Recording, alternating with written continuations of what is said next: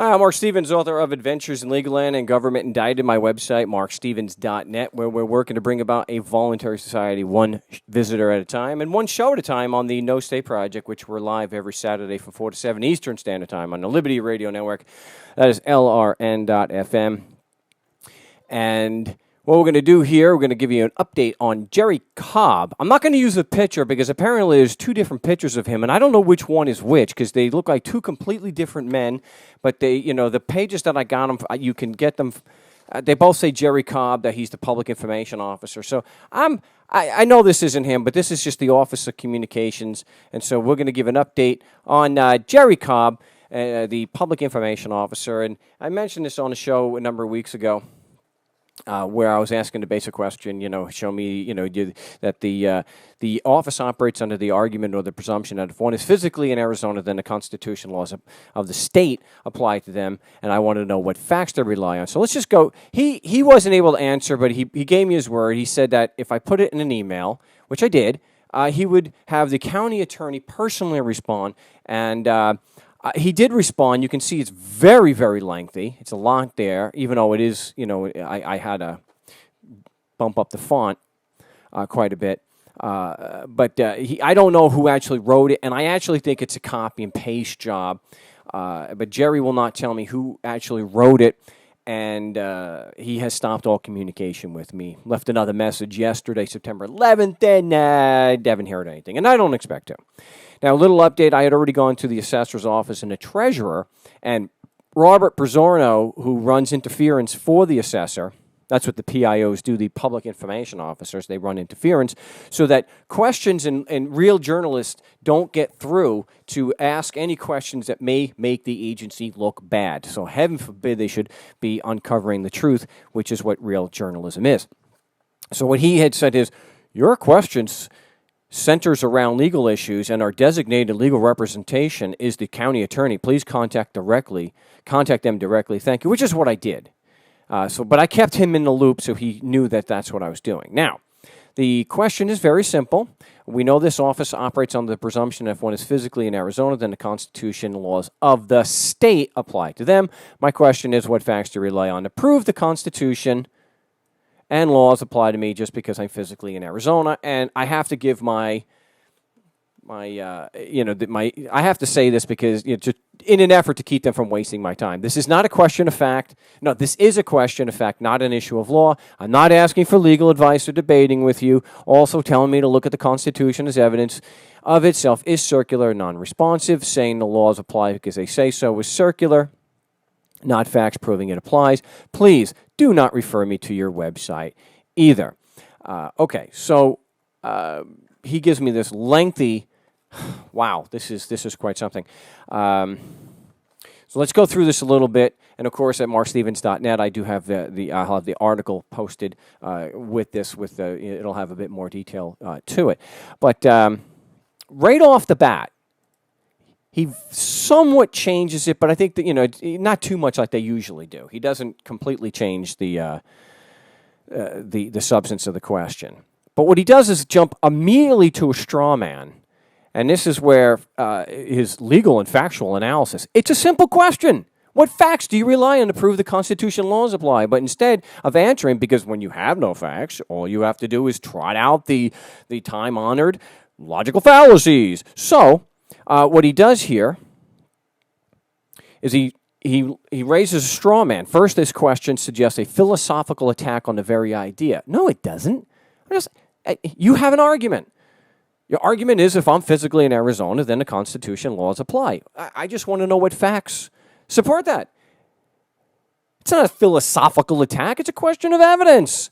So that's your typical straw man. Okay, then he gets down here, and when you raise a straw man, then it's easy to present an argument or facts to then address that as if you are not addressing the original question or argument, which is not, well, of course, not what Jerry's doing here. So he gets into He starts getting into, put another way, should humans live in civilizations according to the rule of civil law or state? It's got nothing to do with the question. These are not new questions, but questions that have been asked and answered for thousands of years by generations of humans. It's not the question, Jerry. I love this. The Greeks and Romans answered them. That's right. So 2,500 years ago, the Greeks and Romans were answering the question on what facts do you rely on to prove that the Constitution and laws of the state of Arizona apply to me just because I'm physically in Arizona. That's some foresight. Oh, wow. Anyway, yeah, and then he quotes Hobbes. Ay vey, give me, please. Ay, my gosh. Then, of course, he has to throw in his while the state of nature might seem to be a maximum state of liberty to the uneducated and uninformed. Gee, nice shot at my intelligence there, Jerry, but I'm not using a straw man. I would have just answered the question. And if I didn't have the facts, I'd be honest enough to just say, hey, you know what? I don't have any facts. The second thing that he does here, he says the above question constitutes a mixed question of fact and law, is not simply a factual inquiry as posited. No, that's absolutely not true. I asked for the evidence to support the argument. It's not a question of law. And then he says here, since the question did not distinguish clearly between federal and state law, both will have to be addressed. This is another reason why I think this is just a copy and paste job. I mean, come on, Jerry. It says right here, this office operates under the presumption that if one is physically in Arizona, then the Constitution and laws of the state apply to. It was very clear. I didn't say anything about the federal Constitution. But, again, that's why I think it was just a copy and paste job. Okay, so what he does get correct here is that the U.S. Constitution is a document, just like the Arizona Constitution, and federal laws are also documents that actually exist. Well, nobody challenged the existence of them as documents. So again, this is why I think this is just copy and paste BS. It has nothing to do with the question, and that's the point. I like when he says here, there is an overwhelming amount of factual evidence that the United States Constitution and federal laws apply throughout the United States. And this is where we get to his first example of it's actually his second example of the appeal to consequences. He's trying to claim the overwhelming amount of factual evidence is that people serve time in federal prison, pay federal taxes, which is on a threat, duress, and coercion, comply with federal regulations, which is threat, duress, and coercion, and file lawsuits against the federal government when the constitutional rights are violated.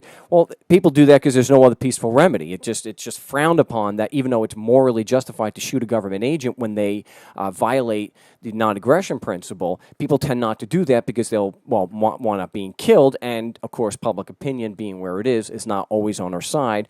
They still tend to have a presumption of correctness, which is another video. But that's what Jerry does. He appeals to consequences. So what he says here, this is as supposed to be proof, just like he says down here, overwhelming amount of factual evidence, that this is supposed to be proof. Our compliance to the laws that come from it being a constant are evidence that we accept it. No, it's not. No, it's not. It's a non sequitur. It's ridiculous to think that just because you're complying with a threat and coercion that you're accepting it. How about no? So the idea that it's a social contract, Spooner addresses that garbage, that's a social contract.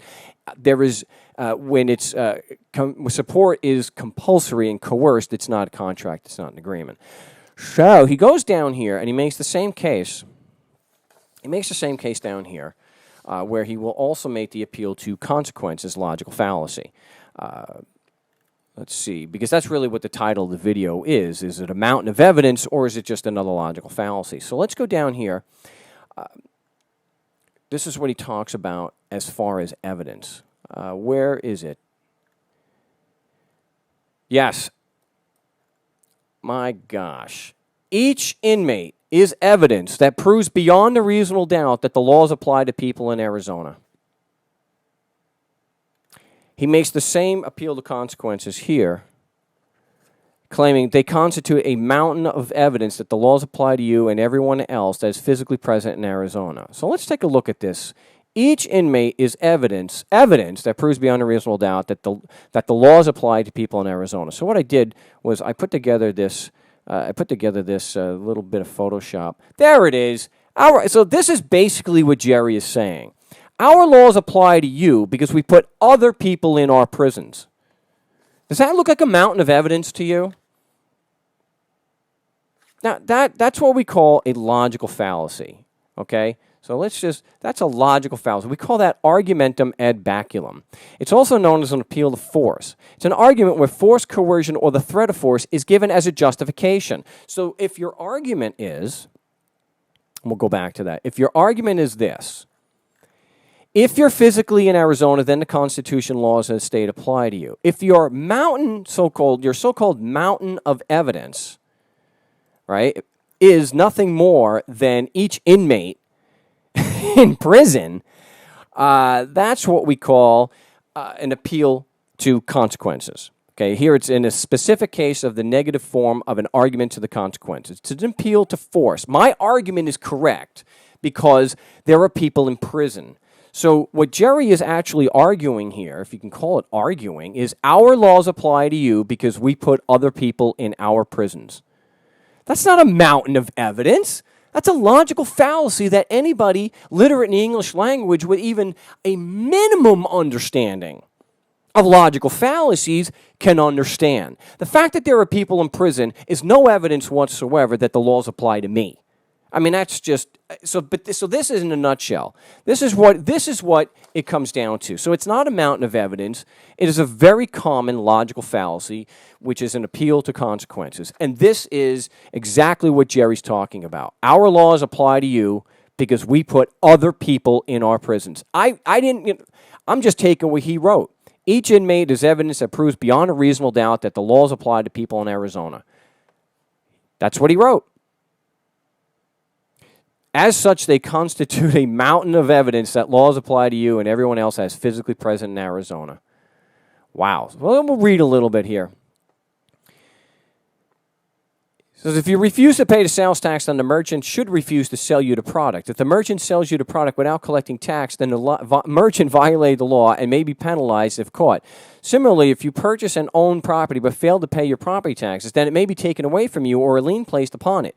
Such incidents occur every day in Arizona, which makes them facts, both individually and collectively, regardless of how unpleasant or frustrated they may seem. But that's got nothing to do with proving the Constitution laws apply in the first place, but he insists that they constitute the consequences, okay? The consequences constituting mountain of evidence that laws apply to you and everyone else that's physically present in Arizona. How about no? It is a logical fallacy called argumentum ad baculum, okay? An appeal to the stick, also known as an appeal to force. And so as I wrote up here and we'll have on the website, it boils down to this. These people calling themselves the government rely on a simple logical fallacy when it comes down to it. Well, they use an appeal to an authority, circular logic that the laws apply because they say so or because some judge said so, which is an appeal to authority. It does not support the argument, just someone agreeing with it. And then ultimately, when their back is up against the wall, you get garbage like this. Our laws apply to you because we put other people in our prisons. So there you go. That's another example debunking this trash from the people called the Maricopa County government or the Arizona government. Here, Jerry Cobb, who is in the Office of Communications, responding for the county attorney who has so far refused to respond. And if you think I'm wrong, you're more than welcome to schedule a time as a guest where we can pre-record, or we'll schedule on a live broadcast, have you come on as a guest. That's actually, and I've done that with our buddy here, Big Dan Evans, the liar, the super liar from Pennsylvania, to come on the show, the No State Project, and even with a panel of experts. But come on the show, ambush me on a live broadcast. We're live from 4 to 7 Eastern Standard Time on the Liberty Radio Network every Saturday, and you can present your evidence. If you believe it's more than what Jerry has presented, okay, then please present your evidence to prove that these documents apply to me just because I'm physically in Arizona. Or hey, maybe you think that this is logical. Maybe you agree with this, and you can come on the show and you can actually explain to me how our laws apply to you because we put other people in prisons is actually rational and has factual support somewhere, even if it's remotely resembling reality. Again, my name is Marc Stevens. The website is marcstevens.net, and I welcome your criticism and your dissent, and I look forward to seeing your evidence proving that the constitutional laws apply to me or anyone else just because of our physical location in Arizona or wherever it happens to be.